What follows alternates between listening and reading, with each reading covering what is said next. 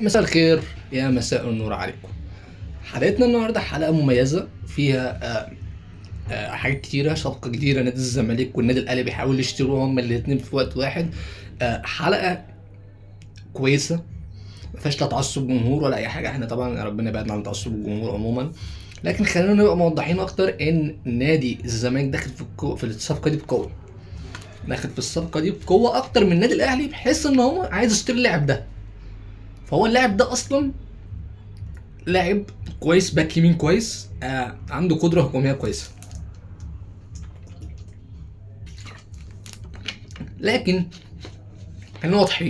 خلينا واضحين اولا قبل اي حاجه، ان اللاعب ده عشان يجي مصر هو لازم يلعب اساسي على اللاعب اللي موجود. ما ينفعش خالص يبقى لك، الا في حاله انت اللي بيلعب ده الموجود مكانه فات. خلاص بقى انت عندك لاعب كويس بيلعب خلاص. خصوصا سكواد الزمالك بقى كويس قوي قوي قوي، احسن من السنين اللي فاتت. يعني سكواد الزمالك اول مره اشوف سكواد الزمالك اقوى من 2021. من ساعه 21 ما شفت حد قوي. انت كان عندك ناس كويسه قوي، بس انت من سنه 21 لغايه دلوقتي انت ما عندكش سكواد قوي. خلينا نقول ادق من 23. انت 21 22 كان عندك بن شرقي وموز والناس دي كلها، وكان عندك سكواد قوي جدا.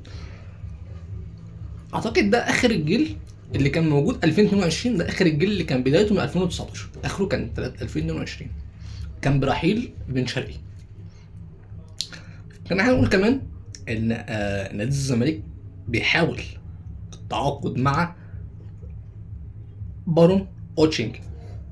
بارون اوتشينج بارون اوتشينج هو لاعب كويس ممتاز، ويعتبر احسن باك يمين في بلده. لكن بيراميدز كان بيحاول يتعاقد معاه في شهر 6 اللي فات وما عرفش، والدنيا وقفت جدا وكل حاجه كانت خلاص يعني توقفت تقريبا عن التذاكر. لكن الصفقه ما تمتش ومحدش يعرف غير دلوقتي اللي جوه التفاصيل.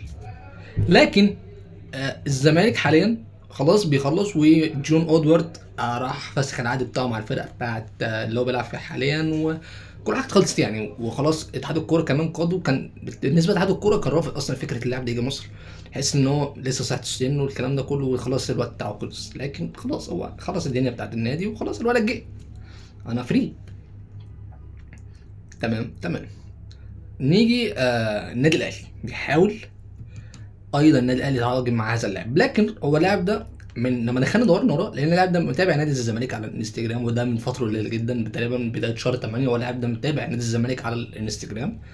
وطبعا مش عايزين نقول ده مبشر ولا حاجه، لكن ده الطبيعي يعني، حد تابع نادي الزمالك ده الطبيعي.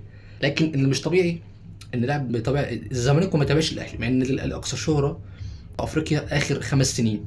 ولو نقول حد بعديه فهنقول بيراميدز، لان هم طبعا اخر فرق كسبت البطوله الافريقيه، فبالتالي من احسن فرق موجوده. لكن على الصعيد التاني الزمالك كان كسب برضه الكونفدراليه، سعد قاري.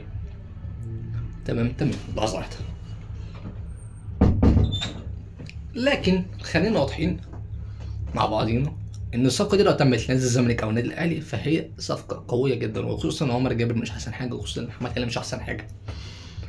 اخوانا الفينا بارون اوتشينج هو بينتج